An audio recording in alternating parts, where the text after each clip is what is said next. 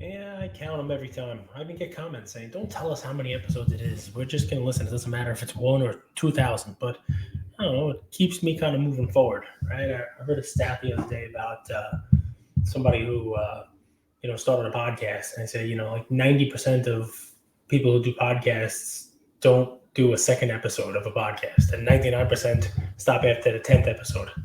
They don't even make it to episode 11. So to come back after 1,000 episodes or whatever the heck we did, and now be up to 84 of these solo. You know, it's a little pat on the back there. So every time I do what I do the number, and I gets me going, gets me moving towards 85, 86, 5,000. We'll see what happens. Anyway, we'll dispense with that. Back with another episode of The Hobby with Cage, our 84th one. And it's funny, I got a bunch of DMs this week, and they fall into two categories. Number one, keep up the hilarious memes and videos and video editing. Um, Jeff Wilson's a pretty good sport. He's become the target. I mean, he's a public figure, right? He's out there opening stores, making announcements, breaking news, you name it. So, he's a good sport about it. We all like to laugh. So a lot of that, a lot of keep that coming. If you haven't checked, I've made probably a half dozen fun videos over the last few days, and you can also check out the news if you haven't seen this week's episode. Beckett guy makes a comeback, and just a little cameo, a little like that cameo, just a little cameo appearance. But the other portion of the DMs, and a good chunk, asking me if I'm down on the hobby, saying some of the content has sort of started talking about some negative hobby beef, hobby gimmicks, and really pointing out some of the interesting things that are going on with the hobby now that aren't exactly in the most favorable light. And that doesn't mean let's do a hobby optimism episode just for the sake of doing hobby optimism. That's not what this is. But I did take that to heart. I did I read everybody's comments, I read everybody's DMs, I read it all, and it's valid. It's valid criticism. It's a valid commentary, and to just focus on the negatives, the beefs, the fraud, the shilling, all that stuff. It doesn't do the hobby a service, right? And there's plenty of people covering that stuff. So instead, I figured I'm going to come on here today, and I'm going to try to focus on just some good things that are going on in the hobby, things that make me optimistic about the future of the hobby, for going forward. And I'd love for you guys to send me some of yours, or in your comments. Tell me if I missed something. Tell me if something that I'm optimistic about you actually think is a negative, or vice versa. Something that I've pointed out as a negative is actually a positive. We've talked about breaking, and my thoughts on that. I've gotten just as many messages from people, who think breaking is the greatest thing in the world, if done right, and by a reputable company or breaker. They think it's kind of the next frontier for the hobby, and I can see that. What's fun about that is the discourse. It's the conversation. Now, let's talk about grading for a second. I don't know what the grading landscape is going to look like in a couple of years. I know what it looked like when I started collecting, and it was non-existent because grading didn't exist. So to think about that, just in my lifetime, and yes, I'm old, but in my lifetime, we've seen collecting change with grading, and for good and for bad. People didn't need grading. People thought they the grading was an unnecessary thing, and then it came in, and now it's difficult to think about the hobby, collecting / investing, selling on third-party sites without grading, without somebody sort of authenticating the card and slamming it and grading it. It makes those third-party transactions that are not done at arm's length a lot easier. Something like eBay, where you can sell all over the world. That's made a lot easier by a third-party authenticator and grading. But think about where grading has come just in the last couple of years, right? If you go back 5-6 years, you just basically had Beckett and PSA. Sure, SGC was around in some version, some form. They've been around for a while, but the current version of SGC was, it's a new-ish thing, especially the team that's there. And you add in, the myriad of other grading companies that are out there, some that are involved with marketplaces like Arena Club using technology, Tag using tech, and HGA that's out there. Throw in CGC and, then all these other grading companies that have, all of the other types of grading, grading vinyl, grading, cassette tapes. We're talking about grading movie tickets. Obviously, coins are slabbed and graded by multiple companies as well. Collectors Universe even has their own. But think about that. I read a stat the other day that, PSA is grading, over 1 million cards a month. And it's an absurd amount. I know during COVID, it probably was, more during the peak, during the bubble, was probably more when they opened up and went to full speed. But just think about the massive amount of cards that are being graded, being submitted and being graded. It's really a crazy thing. And the moat that they have, the gap between them and their competitors is just staggering. We talk about, Fanatics coming in and kind of running the show and getting all the licenses and doing all that stuff. People use the word monopoly, but take a look at, just the moat that PSA has, that Collectors has in the grading world over everyone else. I mean, it just, they're grading such a huge percentage of the cards. Nobody really talks about that. And I think it's because they do a good job, right? And, maybe if Fanatics comes in and does a good job, people won't, talk about them as a monopoly that's going to ruin things. Maybe if they do it the right way, they'll be looked at the same way that kind of PSA is, as, clearly the industry leader. And what follows with that, right? The people who are the industry leader, the people who might have been the industry leader before, a la Beckett, they have some catching up to do. Maybe they improve their product because of what PSA is doing. Maybe they improve their pricing. Maybe they have an event out in Vegas this weekend that I think you could still buy tickets for, that if, you take away the fact that it's, a Beckett event and, and all that stuff, from a pricing perspective, if you're looking at great cards, it's actually not the worst thing in the world. It actually makes fiscal sense, because they're putting you up in a hotel. I think they're feeding you, you have events, they're doing, roundtables and panels and, conversations and that kind of stuff. Plus they're grading your cards on site. You leave with your cards graded, and that's included in the fee. I actually spoke to Beckett guy today. I thought he was calling me to say, stop putting me in the news, but no, he was just calling to say hi. And, we talked about the event, and, listen, I'm not going because flag football takes precedence. I'm just going to throw that out there now. Okay. Last game, my little dude scored a touchdown on the first play. I'm not going to be one of those, my kid's going to the NFL. I know that's not the case, but I enjoyed watching him play. I like going to practice. I like watching the game. So while Vegas has its allure, I've heard about this Spearmint Rhino place. I've never been, I promise. My wife sometimes listens to these episodes. I've never been. I don't even know what goes on in a place like that. I know Vegas has its allure, but so does flag football. And right now, weighing it out, flag football is going to take precedence this weekend. But, for somebody out there who does not have a flag football attachment and wants to grade a bunch of cards, it's not the worst thing in the world. Maybe it doesn't turn out to be a success, but at least they're trying something, right? And from my conversation today with Scott, Beckett guy, we're just going to call him Beckett guy, they're actually planning some cool stuff. I had some conversations with them today about some of the things that, they're thinking about doing, and, a different stage of life, I would probably go, I probably would head out there and, have some fun, go to Vegas, grade some cards, come back with some graded cards. They would give me all 8 5s and 9s because I've, made fun of Beckett guy on countless number of news episodes. So I'm not getting any 10s, but that would be fair. It would be just fine. It would be expected. But, the point here is not, oh, Beckett, they're grading and they're trying something different, right? Now they always have the industry summit, right? That hasn't happened. It didn't happen last year. This seems like something different, something where they're trying to focus on what their core is, which is their grading. And I know they have, Beckett Collect, and I know they have, their platform, their tech, and all that coming out in the near future. And maybe they'll be able to get some feedback from folks who are at this event and build it in a way that the hobby likes. And that is a cool thing, right? That I view it as a positive thing. How Beckett delivers and how Beckett, actually follows through on it is going to be up to them. but it's something out there on the horizon that's a cool thing, right?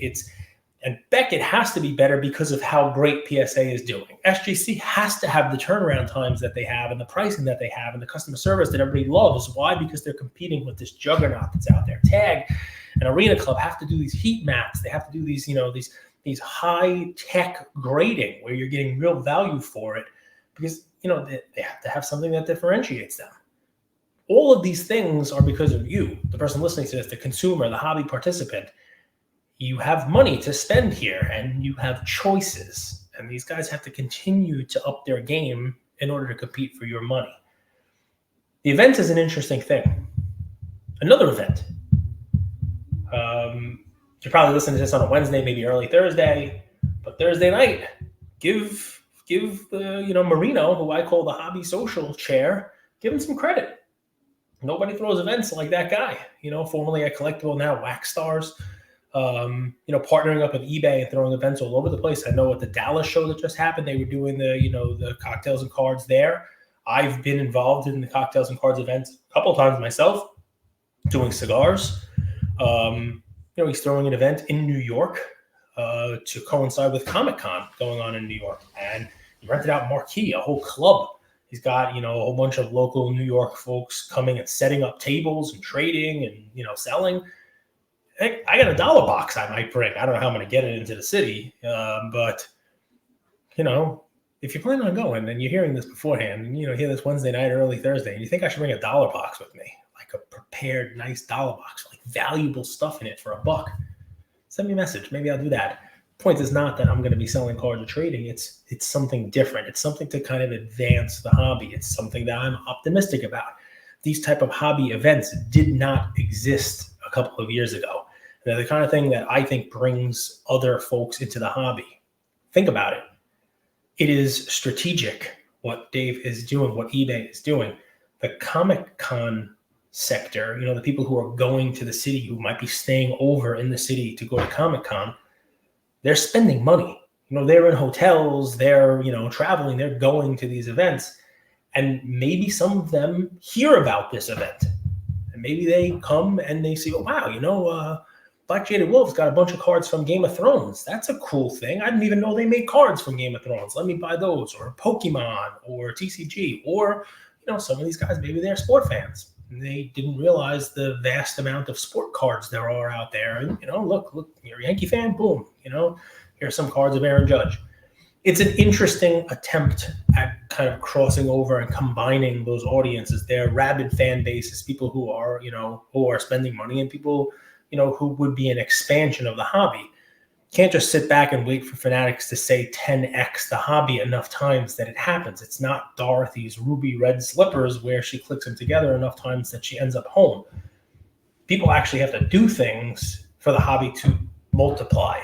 It may never 10x, but there are people out there trying things. Beckett is trying things. Wax Star is trying things.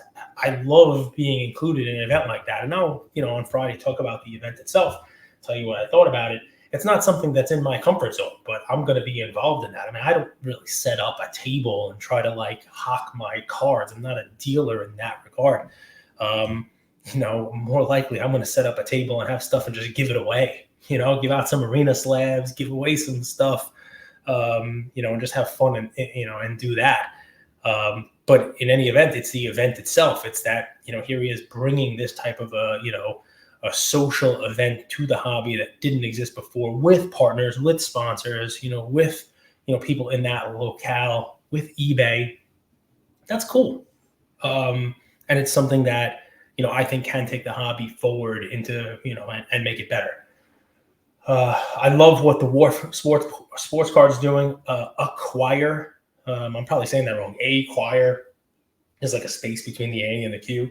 New company that just kind of posted this week talking about their, the Michael Jordan jersey that just got sold. I like this, somebody like me who has some sort of experience in the world of insurance. One of the lines of business, one of the areas that, that gets a lot of love is called the private client groups. These are the high net worth individuals that get kind of white glove treatment from the insurance companies because they have a lot of stuff to insure, and they're individuals, not companies. It seems like a lot of new companies are focusing in that private client area of the hobby. And that's a cool thing that hasn't really gotten a lot of exposure recently also. Think about what the Wharf Sports Car is doing. And I've talked about him a couple of times, and we did have a conversation, and he's willing to come on, as a guest and kind of, talk about what he's doing. I saw a story sale today. But think about this: once a month doing an eBay sale, which Wax Stars also did. I've sold with Marino some cards through his, eBay sales. But what the Wharf is doing, at least for the last couple of auctions, it's not called this, but basically it's like the unofficial name of it. It's the no recent comp sales. And I love the message there. I love the point that's being made. If you think about football cards, two of the most valuable modern football cards out there are the Tom Brady champ ticket that's numbered out of 100 and the Patrick Mahomes National Treasures RPA out of 99. These are cards that almost everybody wants to have. They're held up as iconic. They're held up as these modern marvels in the hobby. The Brady card has sold for 7 figures. The Mahomes card in high grade 1010 has sold for, well into the 6 figures. But if you look at them, even though they are limited, even though they are numbered to 199, in the last, 18 months, 2 years, each of those cards has sold nearly 24 times, like almost once a month across various auction houses. Like almost every month you see one selling at PWCC or Golden or Heritage. The champ tickets, they're all over the place. And that wasn't the case a couple years ago. Those cards, they were in private collections, and then the price went up, and you know what happens when the price goes up. Supply comes out to sell at those prices to profit take. And then more supply comes out. Then all of a sudden you have a whole bunch of supply hitting the market, and that's got to dry up. And it just hasn't on those cards. So what the Wharf is trying to do is only list, I think it's 5 cards a month, and only list cards that do not have a sale in the last 6 months. Think about it, like no recent comps. So it's something that, a private seller does not mind taking to auction, because it's not something that people have seen. It's not something that someone has a chance to buy next month. And more importantly, if that card goes to auction now, a buyer who's interested in that card has to realize it may not come up for sale for quite some time. Whereas the Brady champ ticket, the Patrick Mahomes RPA at 99, if you miss your opportunity to buy it this month, you have to, in the back of your brain, based on the last couple of years, you have to be saying, well, it's all right if I miss this one. There'll be another one next month and a one after that. Whereas this type of auction, it generates a different type of urgency. When you know that this is a card that you haven't had a chance to purchase in a while, it doesn't pop up every month. And more importantly, if you miss out on this one, you might not get another opportunity to buy for some time. That generates a buzz, that generates bidding activity, and it probably maximizes the sale price for that card. I love the idea. And it's something different. It's something you haven't really seen. And for a, he's not an auction house per se, but for a consignment service like him to basically, say, I'm only selling cards that do not hit the public. I'm only selling cards that have no recent comps. It generates buzz in and of itself. And, he formerly worked for PWCC, very good storyteller, Nick. Does a good job of kind of, getting hype around the cards. If I was selling a card like that hasn't come to market in a while, I would definitely consider using his service. Acquire, the guys behind that, right? I don't know if they want to come on, but also former PWCC team behind that. And, talk about starting off with a bang. They got some big cards in I think in PWCC's auction right now for that Jordan jersey. Also a private client focus, sourcing items that have not come up for sale. And both them and the Wharf have similar, hey, look, are you looking for these cards? Or I have a network of folks who are selling these cards. I think Wharf did a story sale today that I would have bought every single card on the story. All eye appeal, vintage, a real nice look at 56 Jackie, a real nice looking couple of Gowdy Roots, Garrick, a couple of cards I own myself. Just real nice cards in eye appeal. You can tell that they're, curating the cards that, they I hate this, but they look better than their grade. that kind of stuff, So think about it, grading companies and what they're doing to push the envelope, to make grading better, to make the hobby experience better. Your events that are going on, the shows are getting better. I know that, the Chantilly show is coming up in a week and a half. Maybe I'll sneak down to that. I don't know. It's a quick plane ride. Got Hofstra coming up this weekend for my birthday. Woohoo! So that'll be fun. Go to that one. I'll let you guys know how that one is.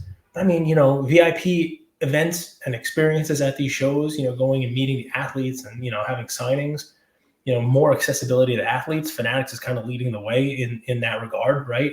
Bringing Tom Brady out for trading events and, and stuff like that. That's a cool thing to look forward to in the hobby also. I've been lucky enough at the Philly show and Chantilly show to bring my son to meet several athletes. I mean, up in White Plains, we met Sean Kemp, which was cool, That's kind of what this is based on, right? We're collecting cardboard with pictures of people we are fans of. So we're fanatics, right? So think about those cards as, an extension of your fandom. And isn't it cool to kind of layer onto that? Being able to meet some of these folks that you're, a fan of. And then, look, you can call them gimmicks, you can call them whatever it is, but Fanatics is trying stuff. I mean, the Topps partnership with Taco Bell has been around for years. It's, hey, someone steals a base at, during the World Series, as long as someone steals a base, you get free tacos the next day. All right, that's cool, but they've now thrown taco cards in. And if you get one of those cards, you can redeem it for $15,000 lifetime of tacos. Like that. Is it something that really has anything to do with the sport? Not really, but it's, you can see what they're trying to do, layering in a little Bob Ross set, laying in, more stuff about the artists, bringing art into the equation, having meet and greets with Wemby, the first Wemby auto out of 99, having an event that surrounded that. I can't list them all and keep this 20, 25 minute episode. I'm already, almost hitting that. The point is, I do hear you. And yeah, I mean, the hobby's had a whole bunch of, craziness, basically since National. A lot of negative stuff, a lot of bad stories, a lot of breaking news, and most of it not good. But if you take a minute, kind of look around at, where the hobby is as opposed to where it was a couple of years ago. Think of the great data tools that we have. Think of how far Card Ladder has come. Just what a great tool that is. I get messages all the time from Luca Nation members and listeners of this show talking about how, they're loving Card Ladder and, we introduced them to it, got them like a trial membership, and they're using it to kind of collate their cards now and, build their collection online, easy pictures, easy sorting. Think of just all of the things that we have now because of this boom in the hobby, and then close your eyes for a second, think about what's going to come next. Right? Because the hobby's contracting. A lot of these companies that were here are not here. There's going to be even more competition for your money. And when there's more competition for your money, things usually get better, right? People develop better tech. People streamline their processes. People's customer service gets better. Your turnaround times on grading is going to get better. Maybe your pricing on grading gets better. The events that are fighting for your money get better. The shows get better. Hopefully the product gets better. So anyway, lots of fun. Just wanted to come on and give you some of the stuff that I'm optimistic about. I got a couple things, coming up. I have this, this event here with, cocktails and cards with, Wax Stars and Marino, eBay. I'll let you guys know how that is. Hopefully, if you guys are within earshot of this and you want to come, show up. You can look on my story. There's an RSVP link. If you want to show up, you can. And, if you can't for some reason click through that, just send me a DM. I'll send you an invite. We'll get you on the guest list. I know they expanded it today and added a couple more people, availability for more people. And if you happen to be in the Long Island area over the weekend and you're hitting Hofstra, let me know. After the flag football games and practices are done, I'll probably hit Hofstra and see you guys there. Enjoy, guys. Talk to you soon.